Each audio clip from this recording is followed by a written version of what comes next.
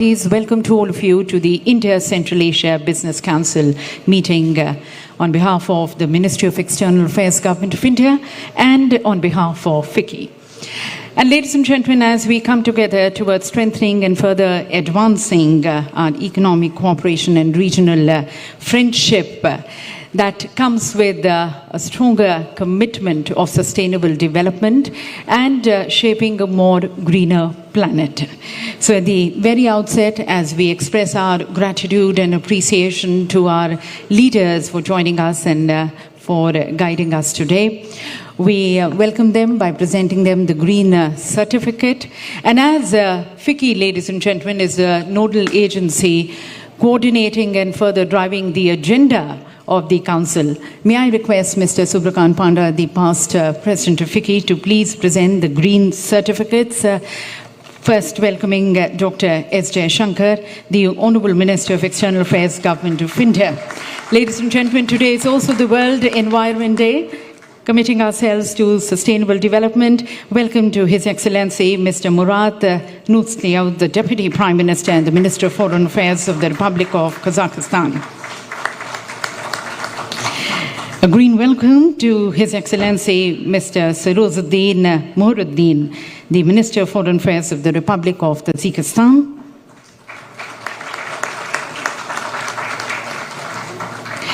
Welcoming His Excellency Mr. Zenbek Kulubayev, the Minister of Foreign Affairs of the Kyrgyz Republic.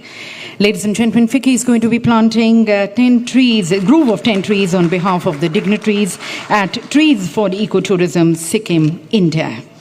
Welcoming His Excellency Mr. Rashid Meredov, the Deputy Chairman of the Cabinet of Ministers and the Minister of Foreign Affairs of Turkmenistan. And welcome to His Excellency Mr. Bakhtiar Saidov, the Minister of Foreign Affairs of the Republic of Uzbekistan.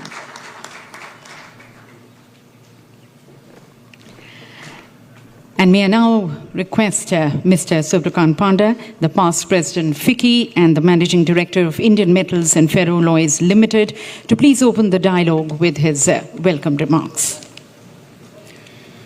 Dr. S. Jaishankar, Honourable Minister of External Affairs of India, His Excellency Mr. Murat Nurtliyev, Deputy Prime Minister and Minister of Foreign Affairs, Republic of Kazakhstan, His Excellency Mr. Zenbek Kulubayev, Minister of Foreign Affairs of the Kyrgyz Republic, His Excellency Mr. Sirozuddin Muhruddin, Minister of Foreign Affairs of the Republic of Tajikistan, His Excellency Mr. Rashid Meredov, Deputy Chairman of the Cabinet of Ministers and Minister of Foreign Affairs of Turkmenistan, His Excellency Mr. Bakhtiar Saidov, Foreign Minister of the Republic of Uzbekistan, senior government officials, diplomats, business leaders, ladies and gentlemen. At the outset, I would like to extend a warm welcome on behalf of FICCI to everyone present here today for the India-Central Asia Business Forum. The presence of the esteemed ministers underscores the importance of this multifaceted relationship between India and Central Asia, which spans business, trade, and commerce.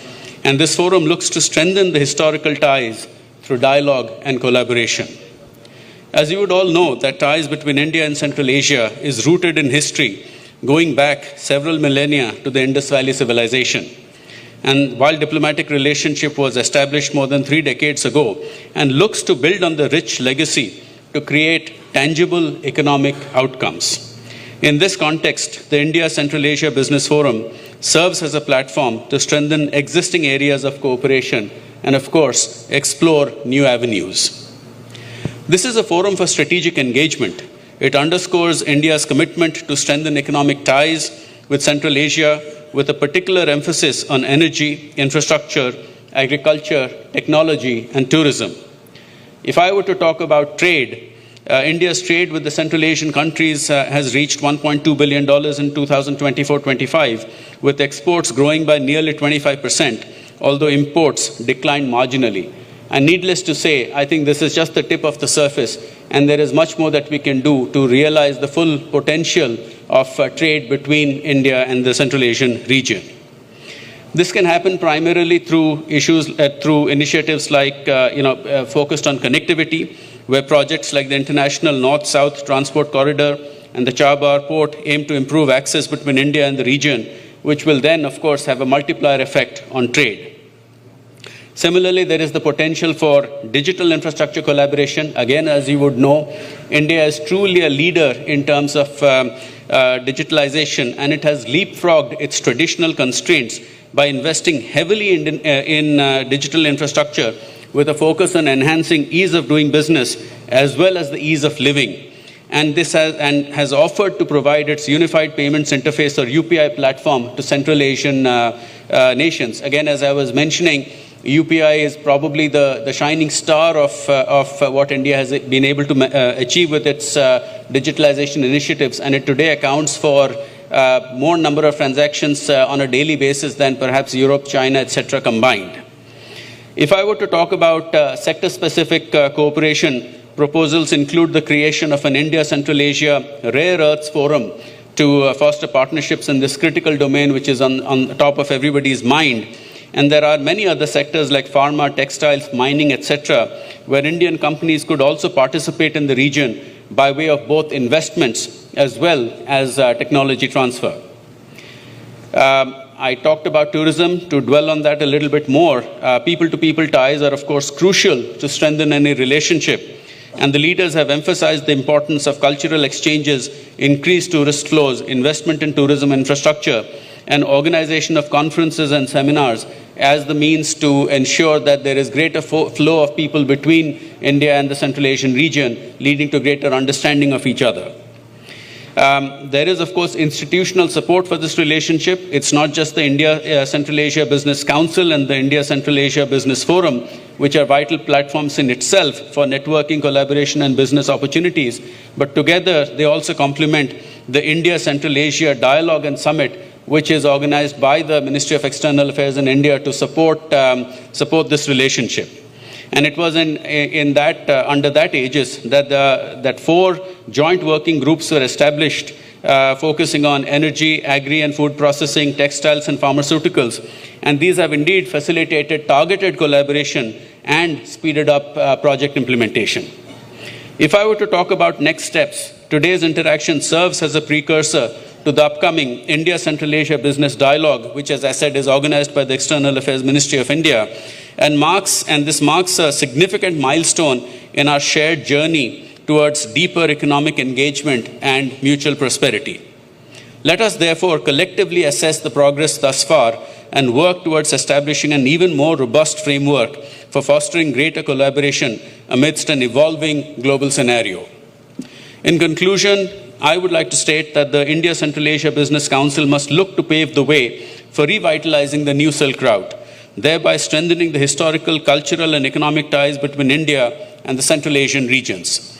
FICCI, which is India's oldest apex business chamber with a vast outreach, especially amongst small and medium enterprises across the country, is committed to facilitating greater economic engagement between businesses on both sides.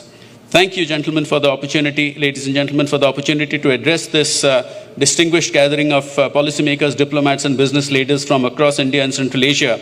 And I hope that there will be many meaningful discussions and impactful outcomes as a result of today's engagement. Thank you. Thank you, Mr. Pandey, for highlighting the immense opportunities of greater collaborations and partnerships between India and the Central Asian countries and the very significance of this meeting.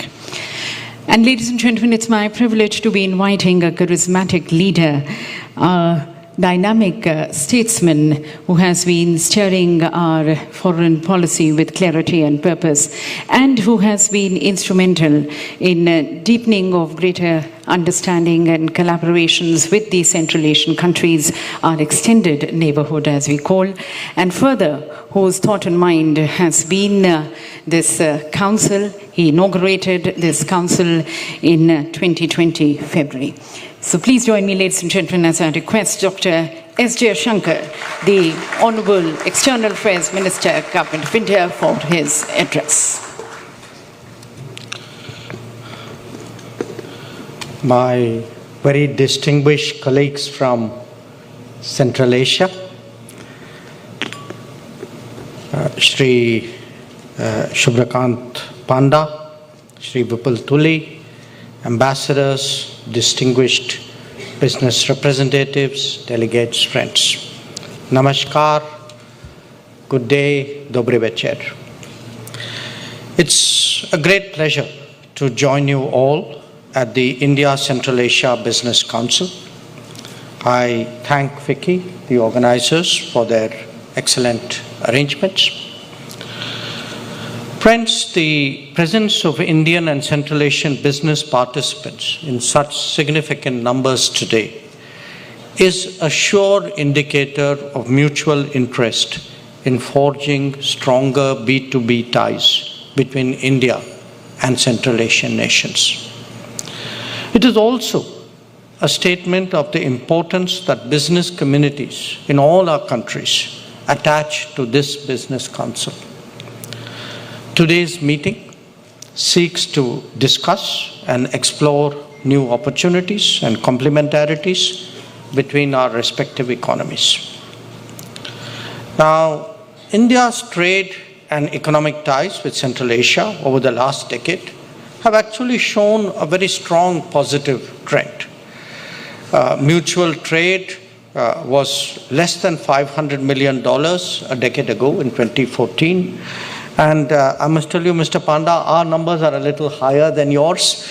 So what we have collectively is actually a trade volume which is almost touching $2 billion. However, this figure does not reflect the full potential. The need to address this is today even more urgent because of the uncertainties of the international economy. And this requires governments and business to work together in tandem, which is why all of us are here in this room. Now, with that broad context, let me highlight three objectives before us. One is to deepen the existing cooperation, both in terms of volume and in terms of quality. There's already, I think, a recognition in each other's countries, in each other's economies, of the players and of the products. But we must build further on that foundation. And a very good example here is actually of the pharmaceutical sector. Two, we need to diversify our trade baskets so that all of us have more options, we have more competition, and in a way we are looking for new opportunities.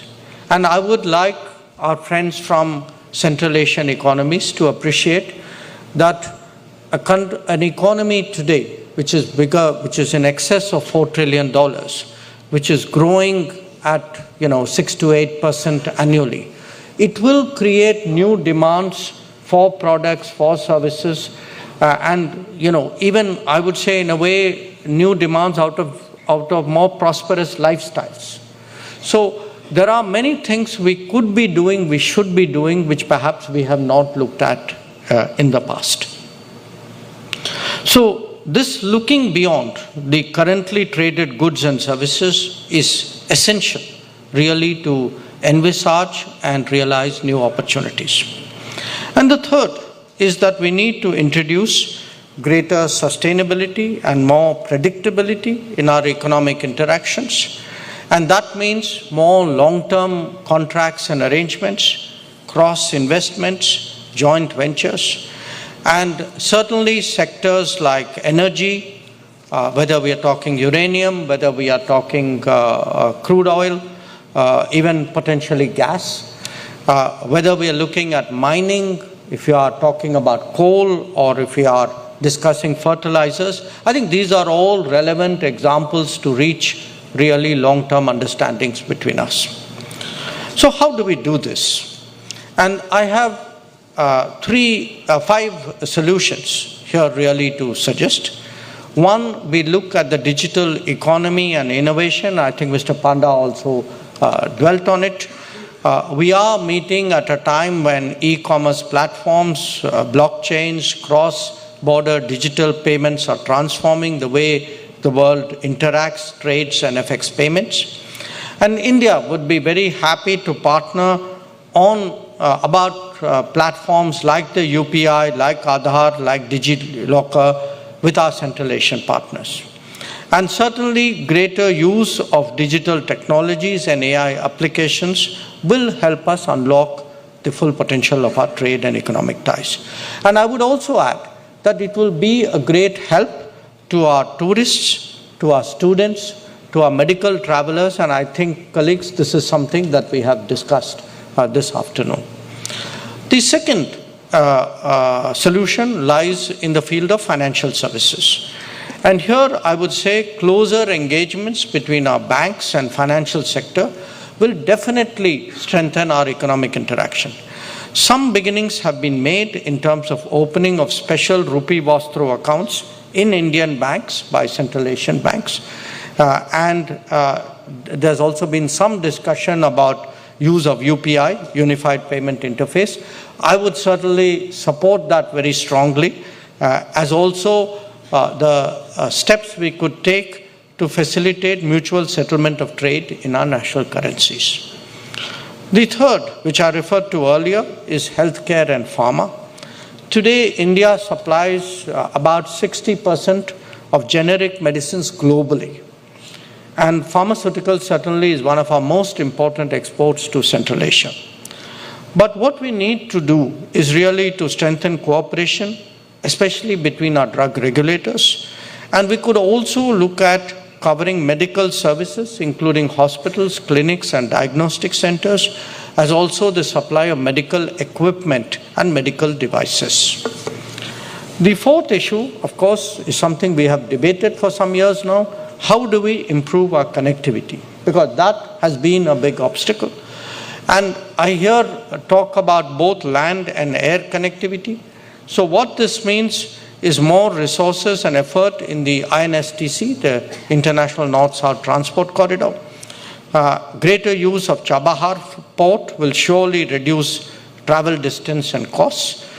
We are discussing this in a joint working group on Chabahar under the India-Central Asia platform. But I would really urge FICCI to discuss with its members and discuss with the other chambers, the Central Asian chambers, whether, how do we better address logistical challenges and present, if possible, recommendations to us in the next few months. And I should also add that we need to expand our air services and we need to create a competitive environment for goods transportation. And fifth, we need to streamline transit procedures. India and all the Central Asian countries, we are all members of the UNTIR Carnet system. FICCI is the prime nodal agency in India for this system. And every Central Asian country has its own nodal agency. So the question before is, can we simplify customs procedure using the TIR Carnet to ease the flow of goods across borders? And again, can all the chambers get together and give us a consolidated roadmap or a recommendation in this regard? So friends, in addition to all of these, I think you would agree that tourism, education, films, cultural exchanges, these are all important. They should be tapped for their economic and business potential. I would certainly urge all the chambers and their representatives to do more frequent exchanges, particularly sector-specific business delegations. And we would welcome more inputs from the chambers. We would welcome more recommendations. How do we grow business? And I certainly hope that we would get it in time, because at sometime in the not so distant future, we would like to see a leaders summit between India and the Central Asian Five. Now, tomorrow we will be holding the 4th edition of the India-Central Asia Dialogue at our level, at the foreign ministers level. And we will be deliberating on ways to further deepen our cooperation, especially the economic dimensions of our relationship. I would hope that from today's meeting, from the deliberations of the Business Council, very specific recommendations are made available to us. I wish the Business Council all success. And once again, I would like very much to appreciate the fact that my counterpart colleagues from Central Asia have all taken the time from busy schedules. They've come here in time to participate at this council meeting. I think that itself sends a very serious and a very positive message to all of you. Thank you very much for your attention. Thank you, Honourable Minister, sir, for guiding the Council and this forum. And now, ladies and gentlemen, we have the special remarks by our esteemed foreign ministers from the Central Asian republics. May I first request His Excellency Mr. Murad Nurtliu, the Honourable Deputy Prime Minister and the Minister of Foreign Affairs of the Republic of Kazakhstan. Excellencies, distinguished participants, ladies and gentlemen, very good evening. At the outset, I thank His Excellency Dr. Jaishankar, the Minister for External Affairs of India, and the Federation of Indian Chambers of Commerce and Industry for the excellent organization of this Central Asia-India Business Forum. A gracious presence of so many leading Indian companies in this six-lateral platform is a vivid demonstration of our shared commitment to further enhance multifaceted economic cooperation, both on bilateral and multilateral tracks. Today, the Indian business community is at the forefront of innovations and plays a crucial role in global efforts to ensure sustainable growth and prosperity for all nations.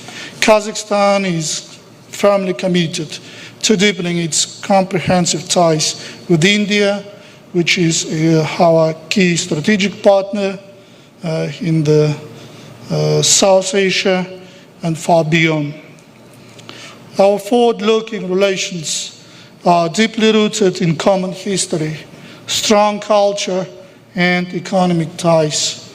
So, political-wise, we are like-minded countries. Business-wise, we are natural partners. Despite last year's bilateral trade decreasing down to $1 billion, we have all opportunities to get back on track to increase it up to $3 billion in the nearest future.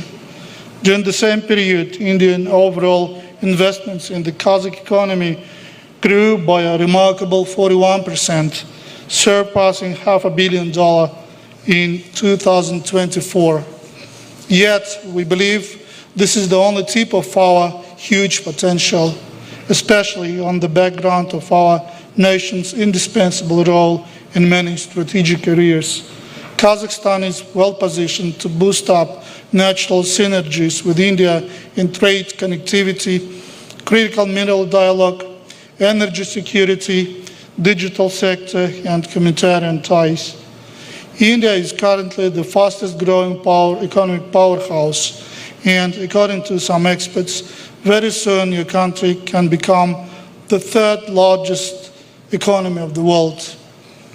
Kazakhstan is ready to be a reliable long-term partner for India in achieving its ambitious goal under the Viksit Bharat program by increasing supplies of strategic energy resources, steel and metals, rare earth minerals, food and agricultural products.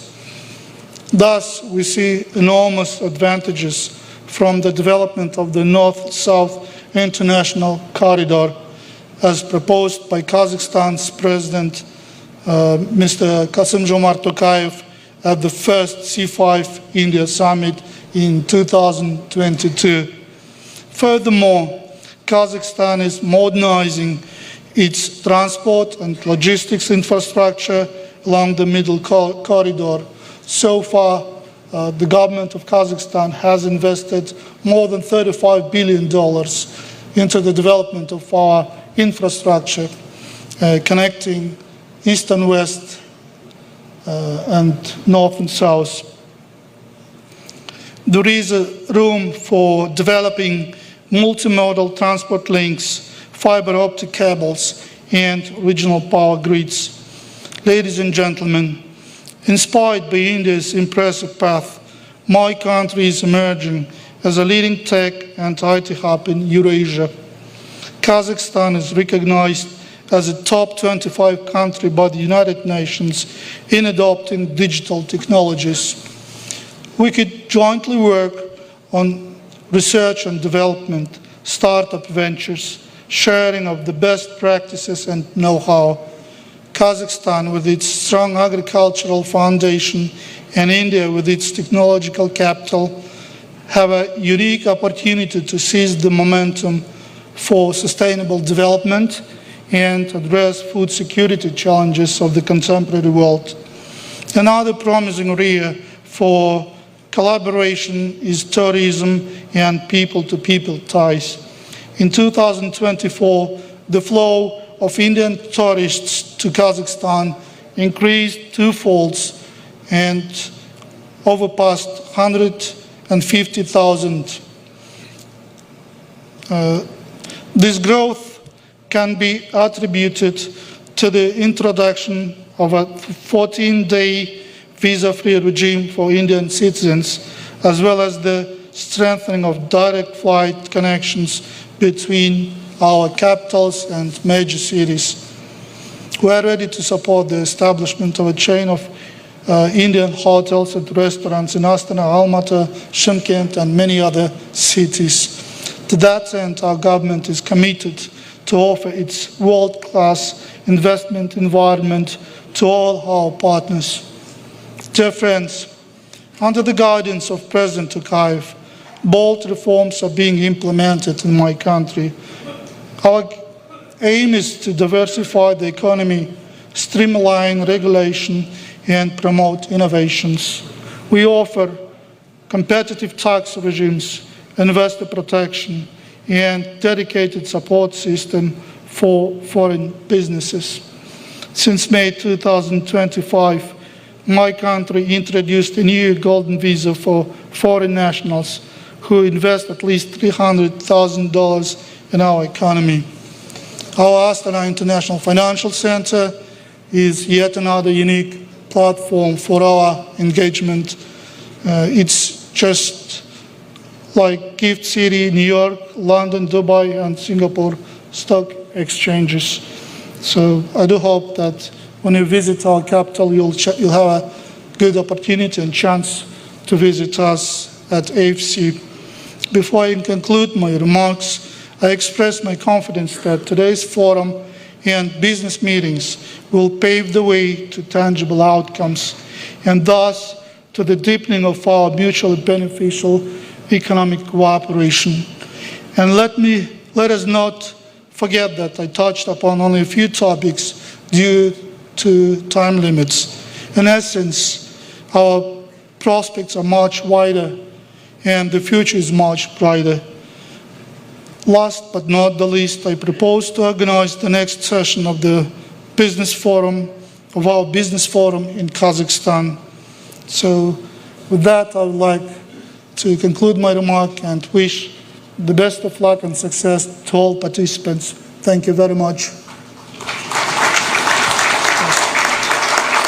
Thank you, Excellency, for highlighting the future-oriented partnership with India. And we now request His Excellency Mr. Zenbek Kulubayev, the Honorable Minister of Foreign Affairs of the Kyrgyz Republic, whose leadership has played a pivotal role in strengthening India-Kyrgyzstan cooperation in trade capacity building and development. Okay.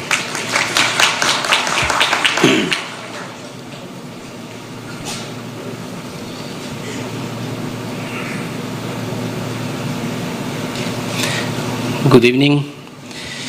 Dear Mr. Chairman, dear representatives of Chambers of Commerce and Industry, dear Indian businessmen and partners, ladies and gentlemen. First of all, let me express my gratitude to my dear friend, Dr. Jaishankar, for the warm welcome and the kind words of greetings addressed to us. It is a great honor for me to be part of this dialogue, which unites not only the states, but also the business of our countries. I am also pleased to welcome my dear brothers and colleagues from the Central Asian countries.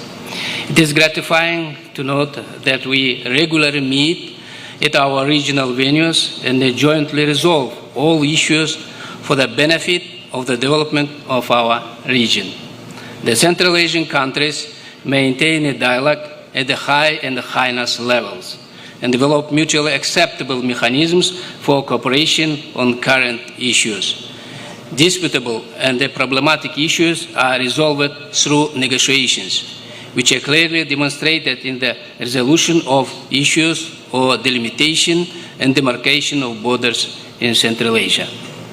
The Kyrgyz Republic adheres to the policy that each country in the region, without joint efforts and the interaction, to strengthen transport and logistic potential, expand trade and economic ties, and the relationship between ordinary citizens, as well as without joint efforts aimed at maintaining stability and security in the region, cannot independently achieve economic prosperity. Clearly understanding these circumstances, the Central Asian countries are promoting a common policy of development and prosperity for the region by creating joint regional projects. And systematic work is being carried out to maintain stability and security in the region. I would like to highlight some large-scale regional projects, the implementation of which will provide our region with great prospects and opportunities. To develop international transport corridors and the interchanges, Central Asian countries are working on projects such as transport interchanges with access to the ports of the Caspian Sea and Bandar Abbas. These projects are important not only for the region trade, they will become an important component of the multimodal transport corridors. In the energy of information, IT spheres working underway to implement the regional projects CASA 1000, Kambarata, HPP1, and the Digital CASA. The work carried out by the Central Asian countries in recent years has yielded tangible results. So in the period from 2022 to 2024, the economy of our countries grew annually 4.7%. In 2024, the nominal GDP of the Central Asian countries amounted to about $520 million. I would like to summarize that in recent years, the economies of the Central Asian countries have been growing dynamically and becoming attractive to investors. Over the past 3 years, the Kyrgyz Republic has confidently demonstrated economic stabilization and growth. In March 2025, the Kyrgyz Republic raised its credit rating to be B+ with a stable outlook according to the international rating agency Standard & Poor's Global Ratings. Today, our country is one of the thresholds of large-scale economic transformation. The President of the Kyrgyz Republic and the Cabinet of Ministers have outlined clear priorities in the area of modernization of the agro-industrial complex, development of infrastructure, diversification of the export, and increase of investment attractiveness. The Kyrgyz Republic pays special attention to the development of the innovation environment in the country. The following large-scale work is being carried out to develop these sectors: reducing barriers for small and medium business working in the innovation sector. For these purposes, an IT park was launched where tax incentives are provided for innovative companies. Public-private partnership. As part of the cooperation, we have begun to develop programs in the field of agrotechnology, renewable energy, and the digitalization of public services. For example, the use of blockchain technologies in land management in Kyrgyzstan allows for the increased transparency and efficiency of process. We are practically interested in the development of digital payment systems and electronic money as they open new opportunities to enhancing financial inclusion. This is practically important, especially considering the significant number of Indian students studying at higher education institutions of the Kyrgyz Republic, as well as the steady steady interest of Kyrgyz citizens in medical services in India. Dear participants, moving over the prospect of cooperation, I would like to draw attention to some areas that, in my opinion, should be of interest to Indian businessmen. First, trade and export products. The Kyrgyz Republic has a wide range of environmentally friendly products, primarily in the field of agriculture and processing. We are interested in expanding cooperation in such areas as textile and leather production, as well as the export of organic products to the markets of the two countries.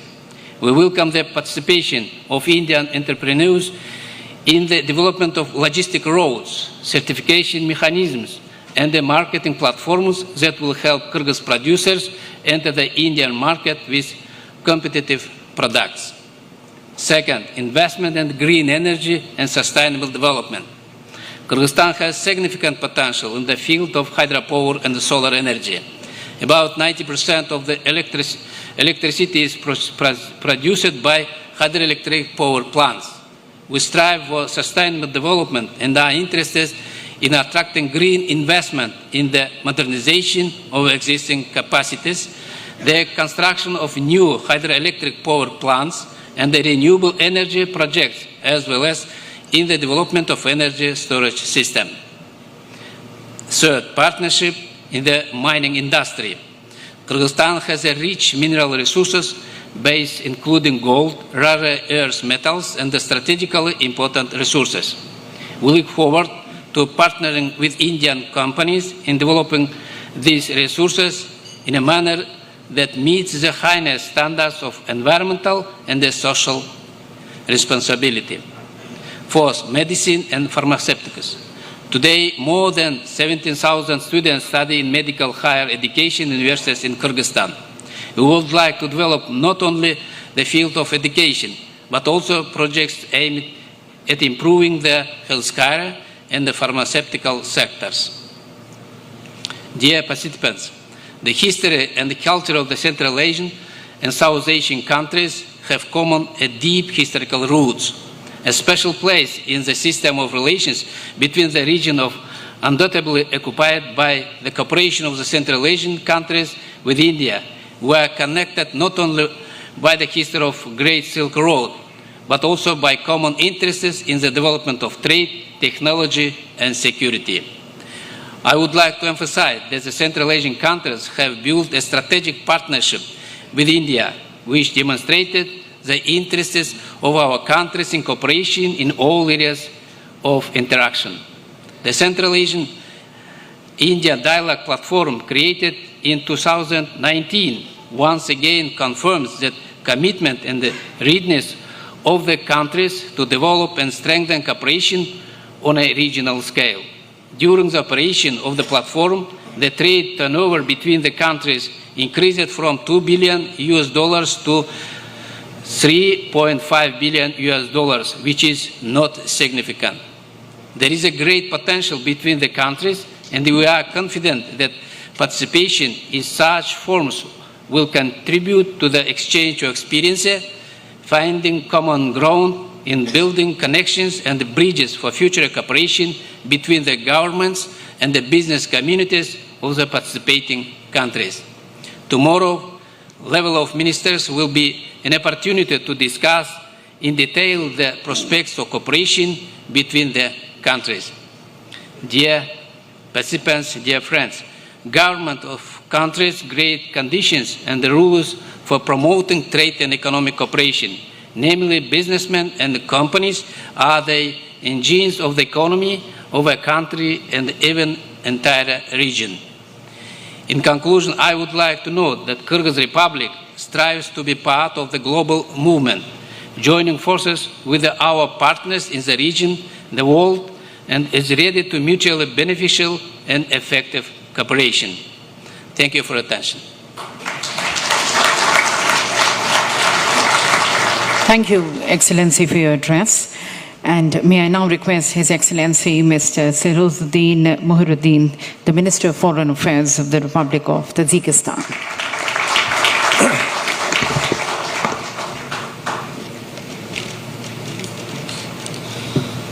Excellencies, distinguished colleagues, ladies and gentlemen, it is a great pleasure to extend my sincere appreciation to my esteemed colleague, Dr. Jaishankar, and to Mr. Sankar, Vice President of the Federation of Indian Chambers of Commerce and Industry, for creating an excellent environment for the success of today's gathering. We firmly believe that this event will support our joint efforts to strengthen mutually beneficial cooperation and to advance the goals and objectives set by the leaders of our countries during the first India-Central Asia Summit. At the moment, around 80 joint ventures with Indian participation are registered in Tajikistan and are actively engaged in energy, pharmaceutical, and healthcare sectors. To further support this growing collaboration, we organized the International Forum, India-Tajikistan Pharma Business Meet, held in July 2024 in Dushanbe. The event brought together a large number of companies from both countries and served as an effective platform for deepening business engagement and exploring new opportunities in the pharmaceutical and healthcare sectors. I would like also to highlight our mutually beneficial cooperation in the field of education. Today, over 2,500 Indian students are enrolled in medical universities across Tajikistan, contributing to stronger people-to-people ties and fostering long-term collaboration in healthcare and academia. We also have good examples of collaboration in hospitality and service sectors. Indian company CHL Limited has constructed and continues to operate a 5-star hotel in Dushanbe, marking one of the first major private investments by India in Tajikistan. At the same time, I would like to emphasize that there are many other areas where new opportunities for Indian companies exist and are warmly welcome. I invite you to explore emerging prospects in the industrial sector. In 2018, the government of Tajikistan declared rapid industrialization as its fourth strategic goal and introduced special plans and incentives to support this objective. India has extensive experience and proven potential in industrialization, having previously pursued similar strategic goals. Therefore, exchanging views and best practices on industrial development, as well as establishing joint industrial ventures and companies, would be highly beneficial for both our countries. To support this objective, the government of Tajikistan has conducted a comprehensive geological survey across the country, leading to the discovery of numerous new deposits of non-ferrous and ferrous metals, rare and precious metals, precious and decorative stones, construction materials, chemicals, and other minerals.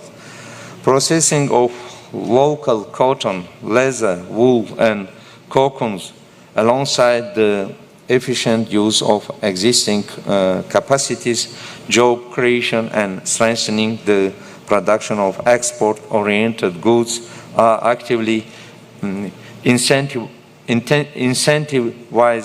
in Tajikistan.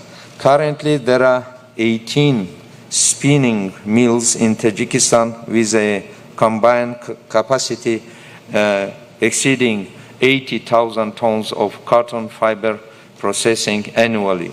Taking this opportunity, I am pleased to inform you that from July 8 to 10, 2025, the government of Tajikistan will host the International Textile Forum, threads of cooperation. Tajikistan connects the textile world. The forum will focus on the development of the textile and apparel industry, providing a valuable platform for connecting businesses and showcasing Tajikistan's potential as a promising center for textile manufacturing and innovation. The forthcoming International Textile Forum will provide an excellent platform for participants to engage in meaningful dialogue and explore new perspectives and opportunities for cooperation, not only with partners from Tajikistan, but also from across Central Asia. Therefore, I warmly invite all distinguished participants to actively attend the International Textile Forum taking place from July 8 to 10th this year in Dushanbe.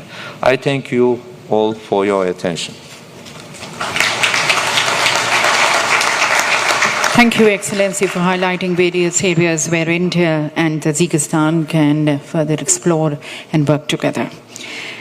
Now inviting His Excellency Mr. Rashid Meheradbov, the Deputy Chairman of the Cabinet of Ministers and the Minister of Foreign Affairs of Turkmenistan.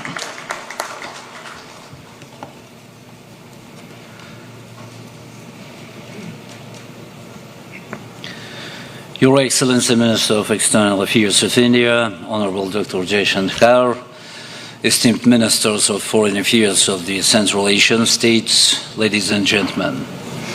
Let me begin by expressing my gratitude to the Federation of Indian Chambers of Commerce and Industry for the invitation and the excellent organization of this forum. For Turkmenistan, as one of the Central Asian countries, participation in trade and economic partnerships with India is of paramount importance.